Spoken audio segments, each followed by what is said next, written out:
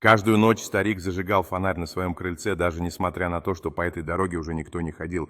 Когда его спрашивали, почему он это делает, он улыбался и говорил: «Однажды кто-то прошел». Годы спустя потерянный ребенок последовал за светом домой. Надежде нужна лишь одна причина, чтобы остаться живой. Ребенок, потерявшийся в темноте, стоит на краю дороги, его глаза расширены от удивления, когда свет фонаря манит его вперед. Силуэт старика и ребенка, обнимающихся на крыльце, освещаемый теплым светом фонаря, символизирует связь между поколениями. Крыльцо наполнилось мягкими тенями, когда старик рассказывает истории ребенку, фонарь тихо мерцает рядом с ними. Идиллический вид с крыльца, показывающий путь, который уходит в лес, указывая на путешествие, которое продолжается после этого момента тепла.